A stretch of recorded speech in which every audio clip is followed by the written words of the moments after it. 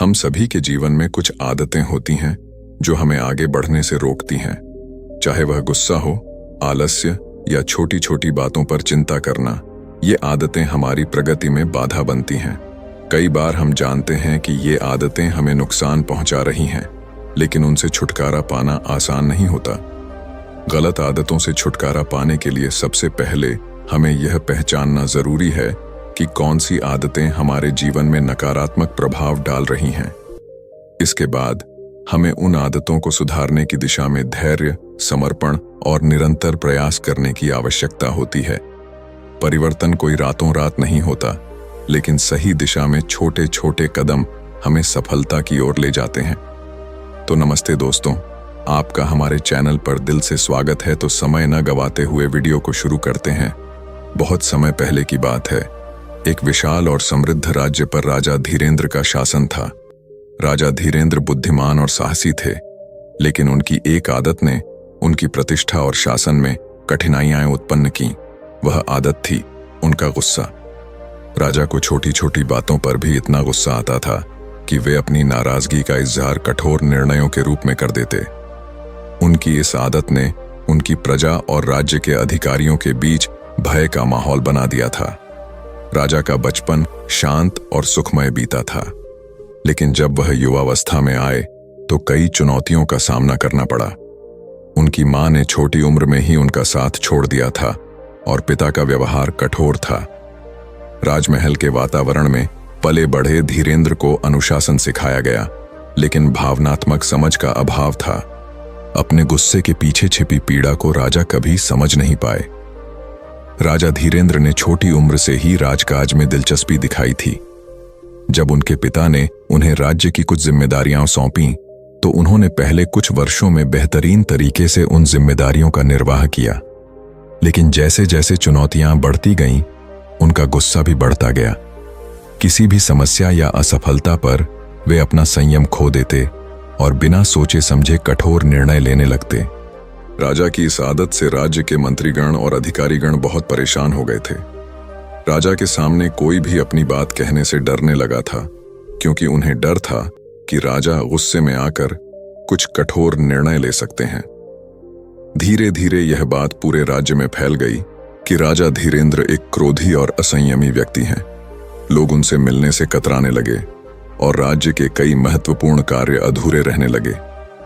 राजा का सबसे प्रमुख मंत्री, जिसका नाम विक्रम था, राजा की इस आदत से बहुत चिंतित था। विक्रम ने कई बार राजा से इस विषय पर बात करने की कोशिश की, लेकिन हर बार राजा ने इसे नजरअंदाज कर दिया।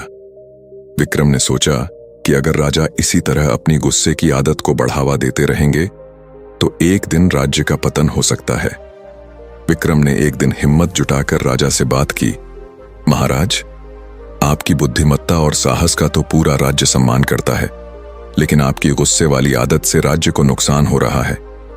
हमें इसे सुधारने की आवश्यकता है। राजा ने पहले तो इस बात को गंभीरता से नहीं लिया, लेकिन जब उन्होंने देखा कि राज्य के कई अधिकारी और प्रजा उनसे दूरी बना रहे हैं, तो उन्हें अपनी समस्या का एहसास हुआ। उन्होंने विक्रम से कहा, तुम सही कहते हो विक्रम, मुझे अपनी इस आदत को सुधारना होगा, लेकिन मुझे यह नहीं पता कि मैं इसे कैसे सुधारूं। विक्रम ने राजा से कहा, महाराज, हमें किसी ज्ञानी और अनुभवी व्यक्ति की आवश्यकता है जो आपकी इस समस्या का समाधान कर सके।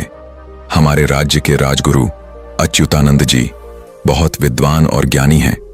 वे आपकी मदद कर सकते हैं। राजा ने इस सुझाव को मान लिया और राजगुरु अच्युतानंद को बुलवाया। राजगुरु एक साधु प्रवृत्ति के व्यक्ति थे, जिन्होंने अपने जीवन का अधिकांश समय ध्यान, योग और ज्ञान प्राप्ति में व्यतीत किया था। वे राजा के सामने उपस्थित हुए और राजा से कहा, महाराज, आपकी समस्या का समाधान आपके भीतर ही है, लेकिन इसके लिए आपको धैर्य, संयम और समर्पण के साथ कुछ विशेष साधनाएं करनी होंगी। राजगुरु ने राजा को सबसे पहले आत्मनिरीक्षण की विधि सिखाई। उन्होंने कहा, महाराज, हर समस्या की जड़ हमारे भीतर ही होती है। जब तक हम अपनी समस्या की जड़ तक नहीं पहुंचते, तब तक हम उसका समाधान नहीं कर सकते। सबसे पहले आपको यह जानना होगा कि आपका गुस्सा कब और क्यों आता है। राजा ने प्रतिदिन कुछ समय आत्मनिरीक्षण में बिताना शुरू किया।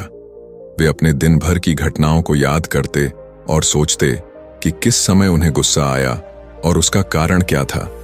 उन्होंने पाया कि उन्हें गुस्सा तब आता था जब कोई व्यक्ति उनकी उम्मीदों पर खरा नहीं उतरता था या जब उन्हें किसी काम में असफलता मिलती थी। यह समझने के बाद राजा को अपनी समस्या की जड़ का एहसास हुआ। राजगुरु ने राजा को एक विशेष साधना सिखाई जिसे स्मरण शक्ति साधना कहा जाता था। इस साधना में राजा को जब भी गुस्सा आए उन्हें तुरंत 10 गहरी सांसें लेनी होती थीं और अपने मन को शांत करना होता था। राजगुरु ने कहा, हर बार जब आपको गुस्सा आए उसे व्यक्त करने से पहले कुछ क्षण रुकें और सोचें कि क्या यह क्रोध वास्तव में आवश्यक है।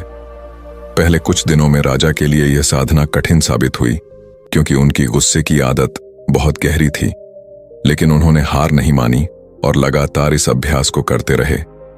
धीरे धीरे उन्हें यह एहसास हुआ कि उनका गुस्सा कम होने लगा है और वे अधिक संयमित हो रहे हैं। राजगुरु ने राजा को धैर्य और संयम का महत्व भी सिखाया। उन्होंने कहा, धैर्य वह गुण है जो किसी भी व्यक्ति को उसकी बुरी आदतों से छुटकारा दिलाने में मदद करता है। जब तक हम धैर्यपूर्वक किसी आदत को सुधारने का प्रयास नहीं करेंगे तब तक हम उसमें सफल नहीं हो सकते। राजा ने धैर्य का अभ्यास शुरू किया। जब भी कोई कठिनाई आती या वे किसी असफलता का सामना करते तो वे तुरंत प्रतिक्रिया देने के बजाय धैर्यपूर्वक स्थिति का विश्लेषण करने लगे। इससे उनकी सोचने समझने की क्षमता में वृद्धि हुई और वे अधिक विवेकशील बन गए। राजगुरु ने राजा को विनम्रता का महत्व भी सिखाया। उन्होंने कहा, विनम्रता से ही हम अपनी गलतियों को स्वीकार कर सकते हैं और जब हम अपनी गलतियों को स्वीकार कर लेते हैं तभी हम उन्हें सुधारने की दिशा में कदम उठा सकते हैं। राजा ने यह स्वीकार किया कि उनकी गुस्से वाली आदत उनकी सबसे बड़ी कमजोरी थी। उन्होंने इस बात को खुले दिल से स्वीकार किया और इसे सुधारने की दिशा में गंभीरता से काम करना शुरू किया। उन्होंने अपनी प्रजा, मंत्रियों और अपने परिवार से माफी मांगी जिन पर उन्होंने अपने गुस्से का असर डाला था। उनकी यह विनम्रता ने राज्य में एक नई ऊर्जा और प्रेम का वातावरण बनाया। राजगुरु ने राजा को यह भी सिखाया कि किसी भी बुरी आदत से छुटकारा पाने के लिए हमें अच्छी आदतों का विकास करना होता है।